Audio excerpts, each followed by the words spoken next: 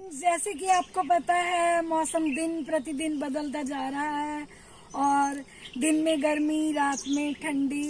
तो इस मौसम में बुखार, खांसी, चेस्ट इन्फेक्शन, सिर में दर्द का होना, जुकाम, ये कॉमन डिजीजेज हैं। तो आज मैं जंगल में निकली हूँ और मैंने प्लांट की सर्च कर ली है। आज मैं आपको अडूसा के बारे में जानकारी दूंगी, जिसको कि वासा, वासक, वासिका, सिंहास्य, वाजीदंत के नामों से पुकारा जाता है। वीर्य में यह शीत और ये कफ निस्तारक है। तो मैं इसको प्लग करके घर ले जाऊंगी, बाकी जानकारी मैं आपको घर जाके दूंगी। देखिए मैंने इसकी डंडियों को तोड़ लिया है, अब मैं इसको घर लेके जा रही हूँ। फ्रेंड्स, मैं अडूसा को लेके घर पहुंच गई हूँ और अब मैं आपको इस प्लांट की पूर्ण जानकारी दूंगी। इंग्लिश में इसको मालाबार नट के नाम से जाना जाता है। स्पेशली ये आयुर्वेदा में इसको चेस्ट इन्फेक्शंस के लिए यूज़ किया जाता है, लेकिन डिफरेंट सिस्टम्स पे इसका डिफरेंट असर है। तो मैंने इस प्लांट का प्रयोग कोरोना काल में बहुत किया है, खुद तो किया है, अपनी फैमिली को भी करवाया है। और जो मेरे पास उस टाइम में पेशेंट आते थे, मैं सबको एडवाइस करती थी, एक ये और एक गुडूची, ये दोनों चीज़ों के बारे में मैं विशेष करके स्ट्रेस करती थी कि आप चाहे मेरे से ले जाओ, आप इसका प्रयोग ज़रूर करो। तो ये जो प्लांट है इसको विभिन्न टाइप से यूज़ किया जाता है। तो सबसे पहले मैं इसका सर दर्द में प्रयोग बताऊंगी, लेकिन सर दर्द में प्रयोग बताने से पहले भी आपको ये बताऊंगी कि ये जो बासा है ये दो टाइप की होती है। एक बासा ब्लैक है और एक ये हरित है। ब्लैक बासा को येलो कलर के फ्लावर्स आते हैं और उसमें थोड़े थोड़े कांटे भी होते हैं, लेकिन जो मैं तोड़ के लाई हूँ अभी इसका फ्लोरोसेंस पीरियड नहीं था, नहीं तो मैं आपको इसके फूल भी दिखाती। फूल नहीं लगे हुए थे तो मैं इसको यूं ही तोड़ के ले आई।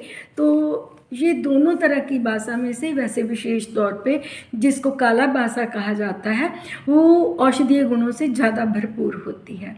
तो चलती हूँ मैं कि इस प्लांट के पंचांग का प्रयोग ही औषधीय रूप में किया जाता है। मीन्स जड़, तना, पत्ते, फूल और जो इसके सीड्स हैं सारे उपयोगी हैं। इसको हमने घर में कैसे उगाना है, एक डंडी तोड़ के लेके आओ, जैसे गुलाब की कलम लगती है ये लग जाती है, या फिर इसके जो सीड्स हैं उसको हम अपने घर में बो दें तो ये पौधे निकल आते हैं। ये सड़कों के किनारों पर भी कई बार देखी जाती है, लेकिन मुझे थोड़ी मुश्किल हुई ढूंढने में, पर फिर भी मैं ढूंढ के लाई। तो चलिए मैं डिफरेंट सिस्टम्स पे इसकी बात करती हूँ। सबसे पहले हेडेक पे बात करूँगी।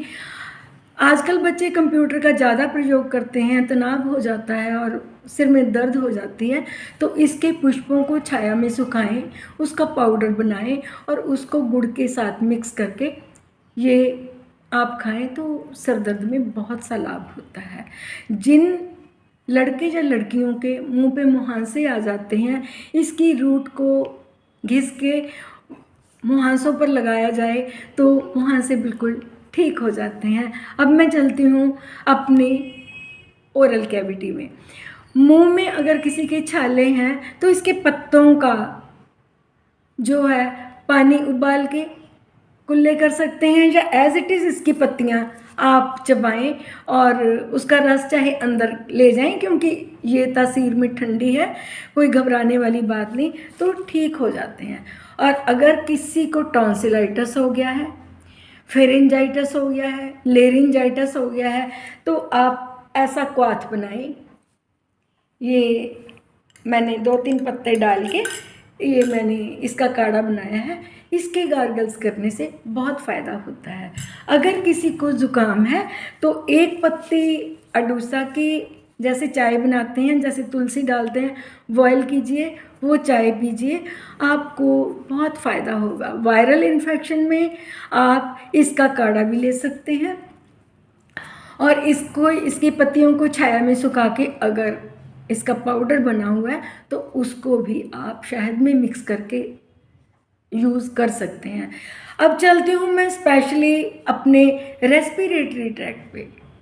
अगर किसी पेशेंट को ट्यूबरकुलोसिस है, ब्रोंकियल अस्थमा है, सीजनल एलर्जी है और उसके बाद में एम्फाइसीमा जिसमें कि ब्रोंक्यूल्स की कैपेसिटी इलास्टिसिटी कम हो जाती है, अगर उसमें हम इस वासा नाम के पौधे के पत्तों का या फिर हमने वसाका मधु इसका क्वाथ बना के उसमें शहद मिक्स करके यूज़ करें तो ये अपने आप में ब्रोंको डायलेटर का काम करता है।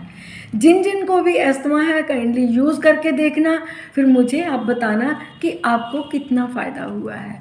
इसके बाद में अगर किसी को बुखार है तो बुखार में भी इसका क्वाथ भी ले सकते हैं और इसके पत्तियों का हम पाउडर बना के भी ले सकते हैं। अगर किसी को जॉन्डिस हो गया है तो जॉन्डिस में इसके पत्तियों का, सूखी हुई पत्तियों के पाउडर को मिश्री के साथ मिक्स करके लेना है, क्योंकि जॉन्डिस में जो हम डाइट भी देते हैं वो कार्बोहाइड्रेट रिच डाइट होती है।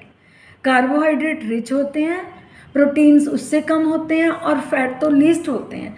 तो इसलिए ये एक पथ्य कल्पना होगी कि जॉन्डिस में अगर आपको इसे यूज़ करना है तो आप इसको मिश्री पीस के उसके साथ लें, आपको बहुत ही ज़्यादा लाभ होगा। अगर किसी को यूटीआई हो गई है यानी कि यूरिनरी ट्रैक्ट इन्फेक्शन है तो आप अगर इसका क्वाथ बना के गर्म नहीं ठंडा करके पीते हैं तो ये अपने आप में एक एल्कलाइज़र का काम भी करेगा और आपका जो यूरिन का फ्लो है वो बढ़ जाएगा। और बसाका को अगर किसी को पाइल्स की प्रॉब्लम भी है तो अगर वो इसका प्रयोग करता है तो पाइल्स में भी बहुत सा फ़ायदा मिलता है। तो ये कुछ प्रयोग मैंने आपको वासा के बताए हैं। वासा को आयुर्वेद में संजीवनी बोला गया है। काइंडली ये साधारण अपने आप ही उग जाने वाला पौधा ये बहुत से गुणों से भरपूर है। आप कभी भी इसे देखना तो छोड़ना मत, आप प्रयोग कीजिए। इसका सबसे बड़ा साइड इफ़ेक्ट यही है कि इसका जब हम क्वाथ बनाते हैं, मैंने यूज़ किया है, कड़वा होता है लेकिन मैंने पिया बिकॉज मुझे भी कोरोना हुआ। मैं जो भी आपके सामने लेक्चर डिलीवर कर रही हूँ आई थिंक इसकी वजह से या गुडुची की वजह से मैं सरवाइव कर रही हूँ। इन पौधों ने मुझे पुनर्जीवन दान दिया है। तो मैं आप सभी को रिक्वेस्ट करूँगी कि काइंडली सभी नेचर से जुड़ें। नेचर हमारी माँ है, उसने बहुत कुछ हमारे लिए दिया हुआ है। कमी है हमारी कि हम उसका ज्ञान लेने के लिए इंटरेस्टेड ही नहीं है, झट से गोली खाते हैं, चलो ठीक है। नहीं, ये पौधे हमारे जीवन की रक्षा करने के लिए हैं।